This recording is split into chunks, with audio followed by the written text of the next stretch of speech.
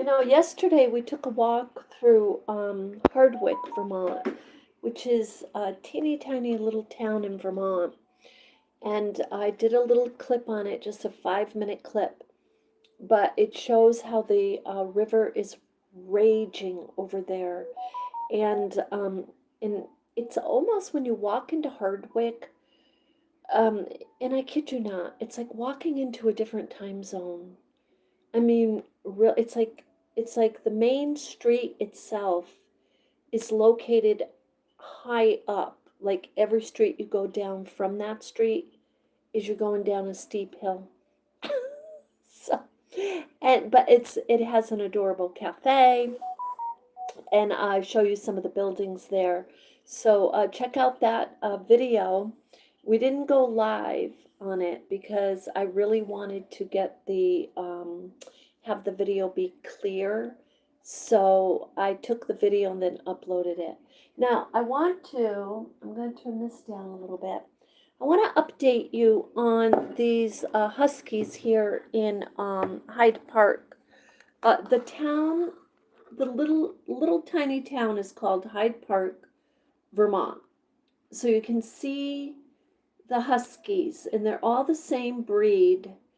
So I was trying to get more information on what happened here. And like I was saying yesterday, there was um, a business, a rescue business, many years ago now, in another part of Vermont. And they loved the dogs, but all of a sudden they found themselves with so many dogs. Now I don't know what happened here. Let's see if we can get a little more information. Um, so it says a quiet farm. So it is a farm, and I thought it was, but this is so close to the proximity of where I'm at, like literally just a few minutes and you're in Hyde Park. Now, what part of Hyde Park, I don't know. But the quiet farmland in the northern Vermont held a heartbreaking secret inside the barn. Dozens of the huskies were living in conditions that were not safe. Nearly 60 dogs, including young puppies, were found in crowded and dirty kennels and tied to chains that limited their movement. So you got to figure what was going on here. What do you think it was? Do you think it was a breeding farm, guys, or do you think it was something else? Let's see if they tell us.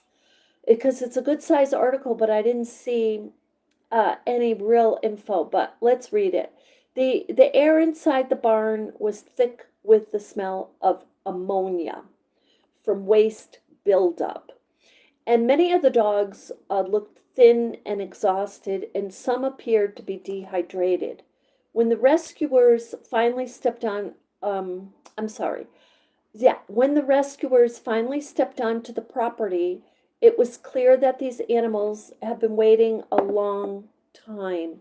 That just breaks my heart. Here's a picture, guys. This is animal rescue walking into the barn. Now, the barn looks very spacious, and it looks like fresh hay, but that's only the look, right? That's the look.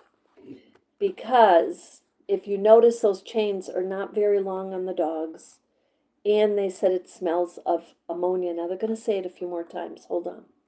Authorities with the local county sheriff's office, I'm sorry, with the Lamoille County Sheriff's Office requested assistance from ASPCA, which quickly deployed, got to the scene. The mission was urgent. The dogs needed immediate rescue and medical attention. Investigators found that many of the dogs chained had little room to move. Others were kept in kennels soaked in urine. The barn carried a heavy ammonia smell that made the environment unsafe for both the animals and people. Now, some of the huskies appeared thin and weak. Several showed clear signs of dehydration. Rescuers also noted that no food or water appeared to be there, to be available. So they didn't see any dishes or anything of food and water in front of the dogs. For animals to thrive, they have to exercise, they need companionship. Um, I'm sorry. In cold outdoor environments and confinement and neglect, yes, can take a serious toll. Well, of course. The rescue team carefully removed each dog from the property. Puppies were carried gently and safely, with adult dogs were guided away from the place that they had ever known. Once transported to an ASPCA facility, the Huskies began to receive comprehensive care. Veterinary teams immediately started forensic medical exams to document their condition and identify any urgent health concerns. So I'm going to stop there for just a second because I have to stop when I'm reading the articles and comment, but I do have a comment. Yeah, when you have, they're going to show another dog here. When you have a crowded area, yeah, that dog looks thin. See, look at the expression on the dog, guys. But when you have something like that going on, disease, viruses, bacteria. Hi, thanks for being with me, Sparkle and Carl. Hi, guys. Hi. You see how skinny that dog? That's skinny. And sad. The expression is very sad. So it breaks my heart that they were in that condition. Um, I don't know what happened here.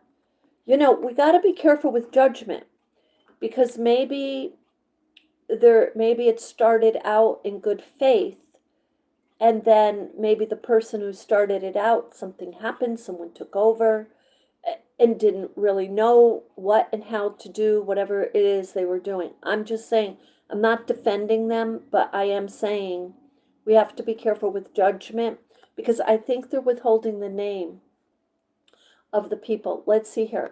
Once transported to ASPCA, the Huskies received care. And okay, so we got through that.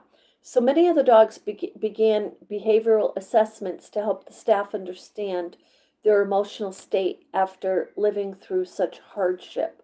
Now, let me tell you, just detail the hardship for just a moment,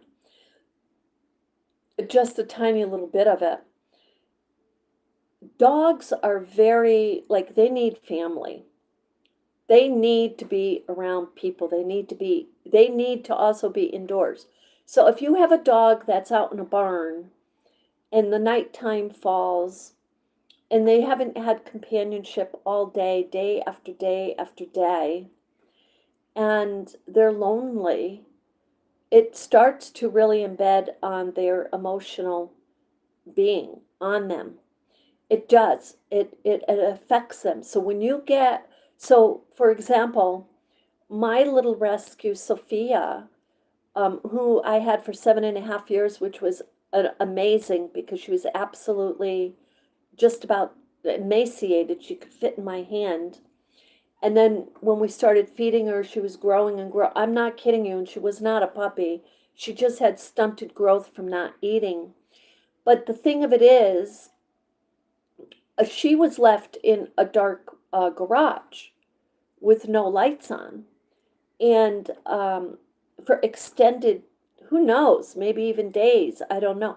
But it's the same with these dogs. So they're left in a barn in the dark, in the cold outside, and it doesn't look like there's food readily available and water. So these dogs, whoever will adopt one of these huskies, has really got to know these dogs are going to go through some emotional stuff and to get acclimated to being cared for. Um, so they do give a name of ASPCA. Teresa Ladner is the president of ASPCA. Criminal practice and investigators described the scene as deeply concerning when the responders arrived. She explained that the conditions made it clear that swift action to remove them had to be made immediately.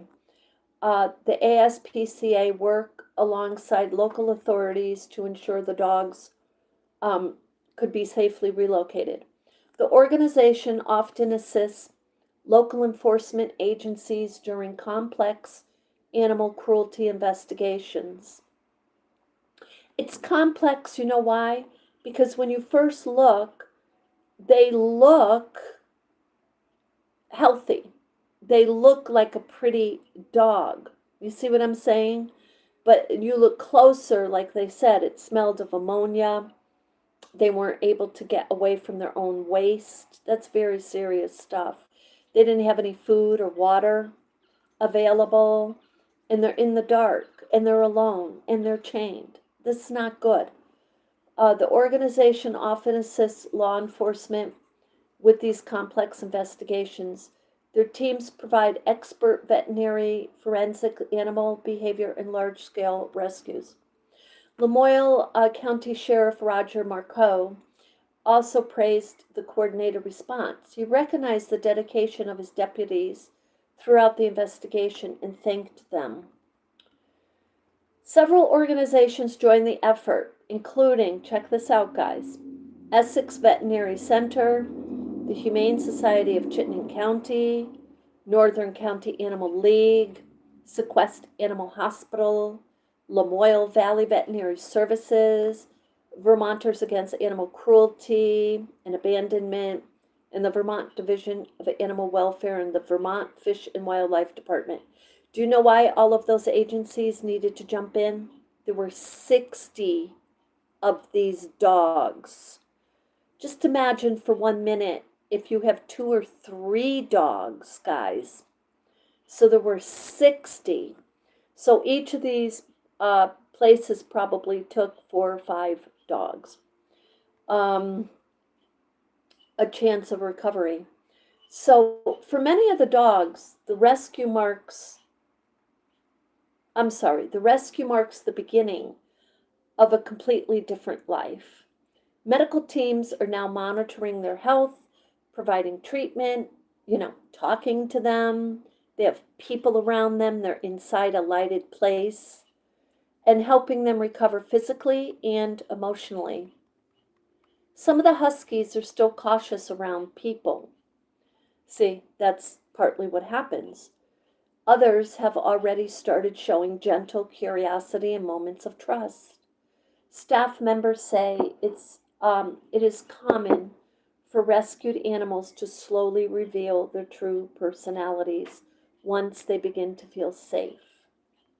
Each day away from the barn allows the dogs to regain strength and comfort with proper nutrition, because you remember they said at the beginning of the article, some of these dogs were weak.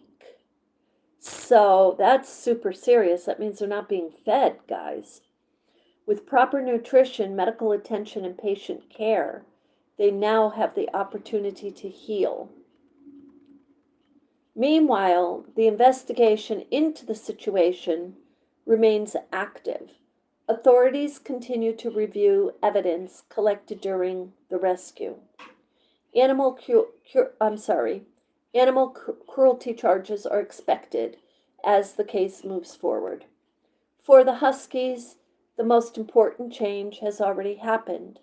The chains, the crowded kennels, because you saw like 3 of them in a kennel. 3 in one cage, in a cage. That wasn't even a kennel, it was a cage. And the suffocating barn, they mean of ammonia smell, are now behind them. In their place is a possibility of recovery, safety, and a future filled with compassion.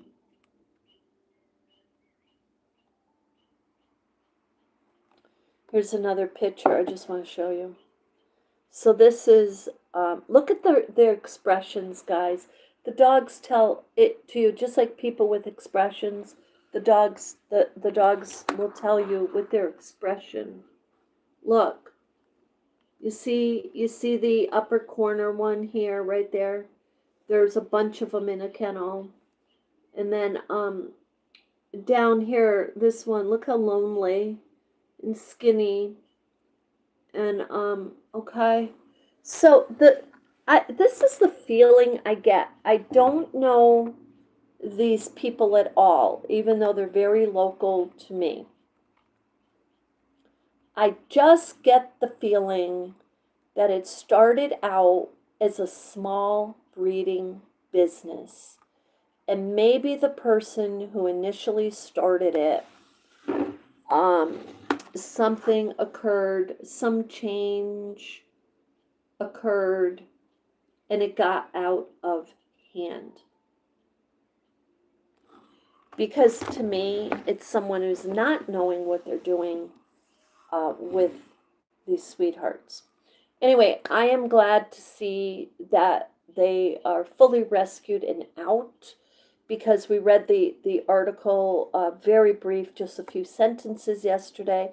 They are holding back the name of the persons, which is probably for their safety and because they haven't followed through on the complete legal aspect of it. So with that, anyway, that article, this particular article, guys, if you want to read it and go through it yourself, it is came to my email, and it's on iheartdogs.com. That's the name of it.